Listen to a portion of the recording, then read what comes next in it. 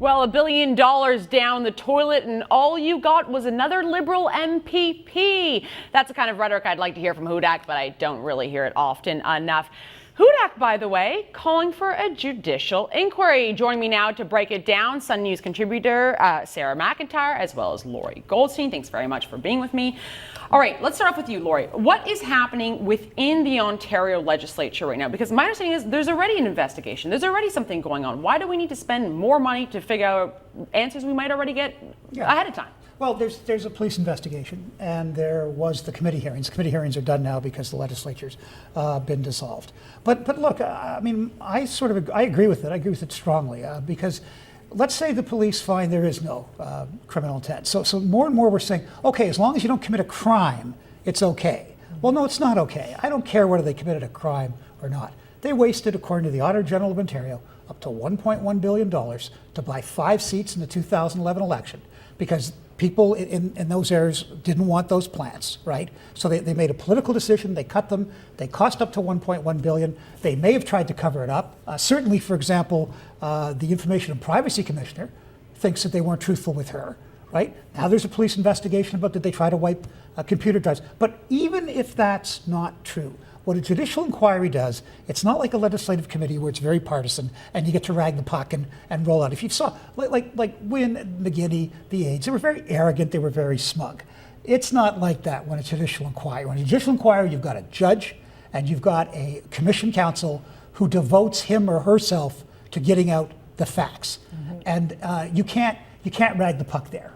And as I think we saw years ago in the ad scam, you do get at the end a pretty clear picture of what happened. And I think we deserve that picture because these clowns wasted over $1 billion of our money. Sarah, what do you think the Ontario taxpayer is going to benefit from something like a judicial inquiry? Well, just finding out exactly what happened. I mean, that is the point of a judicial inquiry. It's investigative, so it can call witnesses, it can compel testimony.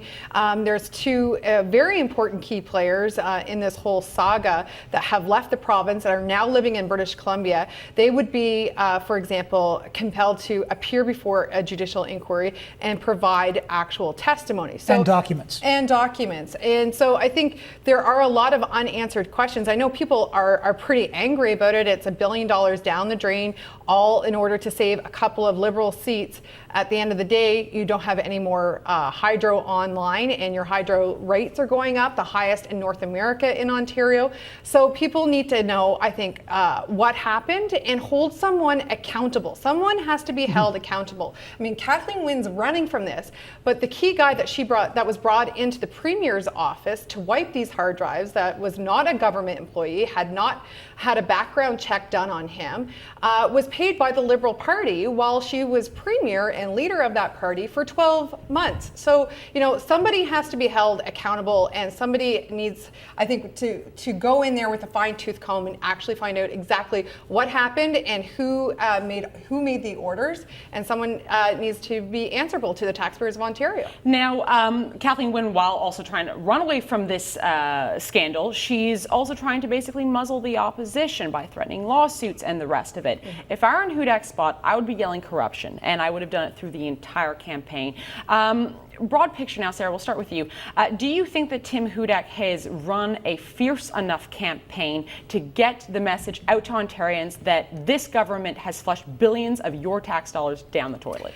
I don't think that's been said enough. I think it should have been said every single day. I think he should have appointed one of his key members like Lisa MacLeod or Vic Fideli to every single day do something to remind taxpayers of e-health, of Orange, of the gas plants. Every single day they should have been doing something to highlight and remind the voters of Ontario that under this government you have 2 police investigations ongoing, you've had 300,000 manufacturing jobs leave the province, you have the highest hydro rates in North America. And they should have had somebody out doing those events every single day.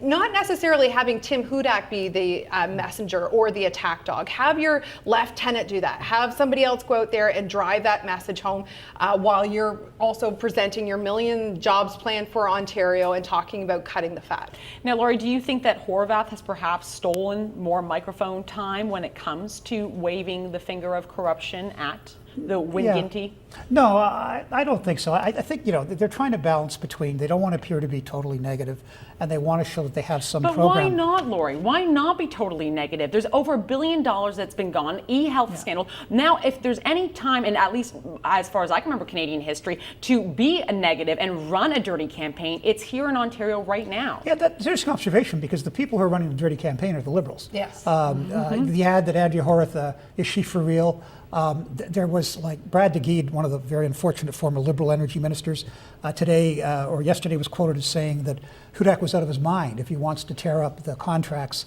on the green. Well, no, the people who were out of their minds were the Liberals who signed them. So it's an interesting point. And we know in some of these ads coming forward that the Conservative ad's going to be very positive as opposed to the Liberal ads that are going to be very negative. To me, that does sort of strengthen your point that the Liberals know they can't run on their record. Yeah. So they're calling people names.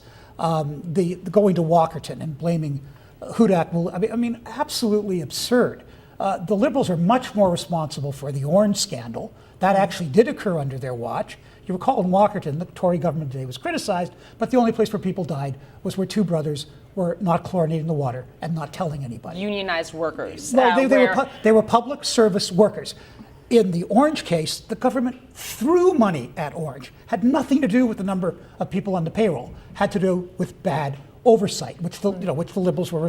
And also, that was something that happened in this current government. So, given what the Liberals are doing, I've sort of come around to your view in my answer, is that if the governing party is going to play that dirty, then maybe you have to fight fire with fire. All right, we got a few seconds left. Who's going to win? Minority, majority? We're taking bets here today, I'm going to be positive today and all about hope. I'm going to say a majority Hudak government. Oh, you've been watching some Hudak ads. He's all about the hope. He's almost sounding like Obama over there. Yeah. And Lori, what do you call? I would call right now a Tory minority, but I have no idea, and I'm notoriously bad on these things. Oh, I'm going to call a Liberal minority. I'm sorry, folks.